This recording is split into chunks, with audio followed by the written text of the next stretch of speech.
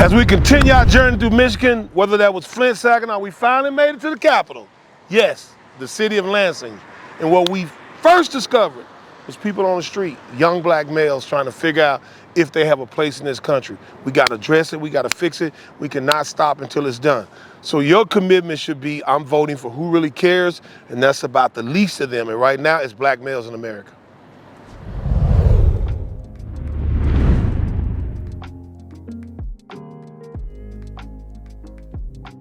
We're in Lansing, Michigan. I met Louis sitting out here talking, and we just started saying some good stuff about conditions. So Louis, kind of running back what you think we need to do to help young black males like you.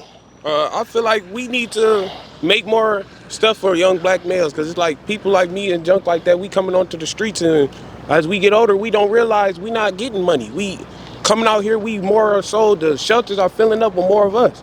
You know what I'm saying? And then, right, as you can see it, it's like the community, it's like, it's not adjusting with us. You know what I'm saying? Like people of our color, of our stature. Because we not bound to get $1 million. We not bound to get stuff that these other people get. But it's like we still have a drive to do better. Everybody don't want to be in the hood. Everybody don't want to be out here doing what they got to do. But some people can't make money like that, so they got to find monies in other ways. And now earlier you talked about how we educate our kids. Yeah. So just elaborate a little bit what you was meaning when you say that. I feel like really educating our kids about the present tense, how we came here, all that. It's like really opening up our eyes about things. Like trying to really base it down. Right? Well, what we teach them. Let's say what we're teaching them at what level. How does that translate to real life? Like, you know, I graduated college. You've been to school, at least some part of school. Like, addition, subtraction don't even matter no more. Yeah, because we do everything, but that's what we focus on. We got to put some real life stuff in these schools.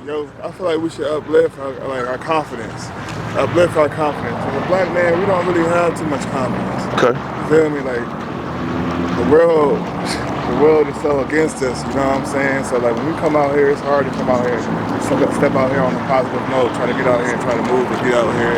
And when we say the world, we look at me. When we say the world, I look at everybody, right? That's not. Well, let's say you got people like Diddy and R. Kelly who do make it, but they suppress you too, from what we can hear, right? They're not doing anything positive. Right. They're not opening up no schools. They're not supporting those schools. They're not doing anything. You know what I'm saying? So you got my number too, right? Yeah, they're not coming down to their hometowns, blessing their hometowns, feeding their hometowns. Like, here, go out to BM, let me get y'all a little job, let me get y'all a little landscaping job or something. You know what I'm saying? Something that they can eat off of. You know what I'm saying? Like, at least make a little decent living. So I'm gonna say this, and I'm gonna say it on camera. I promise you this. I want you to Google me. Just Google Bruce Carter.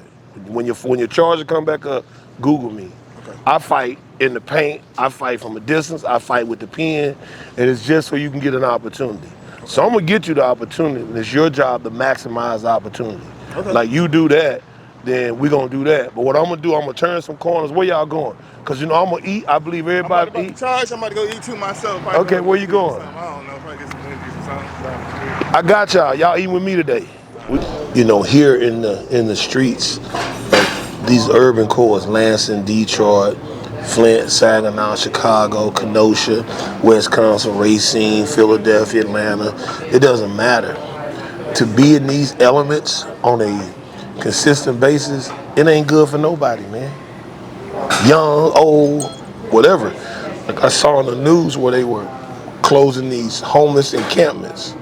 Did you see that in Lansing? Yeah. So they closing these encampments. I seen these cities across the country, man, just go in and move homeless encampments.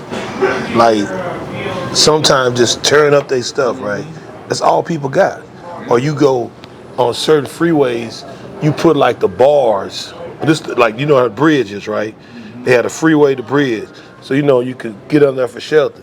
I seen some of them now, they done put bars around there. Like, what do you expect? Like, what do you expect people to go? You don't expect them to do anything. You want them to die off. That's the problem. And people ain't dying like that. So it's like you push people from one place like me. I mean, I promise before God, I ain't never being homeless. Somebody gonna do something. Like, I'm staying somewhere. Right? Like, I can't, I ain't no wuss, but man, in Michigan, it get cold. In Texas, it get hot. Like 110 degrees, like, and I see people sleeping. Like right there, like it's in the daylight, it's 110 degrees, man. And I'm trying to run from the car to the door. So these are the things that I think people have to be conscious of when you're dealing with people, with human beings. And so that's what this is about. That's what Team BMW is about. That's what this project is about. That it's about finding people, specifically 12 to 26, and saying, look, man, you got so much ahead of you. This what it looked like. And then people keep saying, Grants, no, man. We're going to get these banks who need to make investments back into people to support people. But people got to be like committed to it.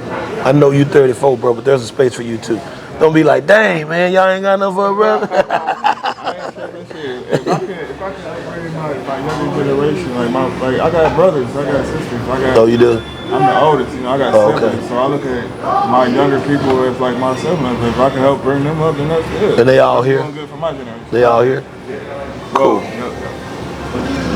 Well, look, man, as I told my man, I met a gentleman in Chicago. It was during the DNC, they were protesting. And he was protesting with his poster, like how he had been done by the government. Yeah. He got a poster with his denial letters. So we've been in contact. And this is why it's important. Well, I was telling you, make sure y'all text me, like you text me Junior, not your real name, because I ain't gonna know who you are. You gotta say Junior from Flint. That way I visually know who it is.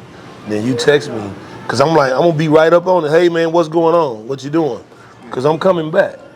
And so it's the coming back piece, because I have to go out.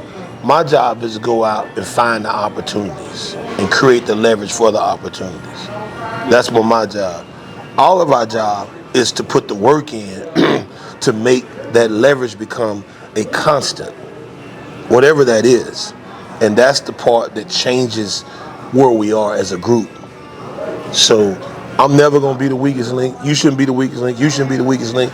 And everybody that is weak, we gotta bring them up so they're no longer the weak link. So we keep bringing them up. We get stronger that way. And that's what we gotta get to. So that's what we got, brother. The ego's aside. Oh yeah. The ego's aside. That'll be the main thing.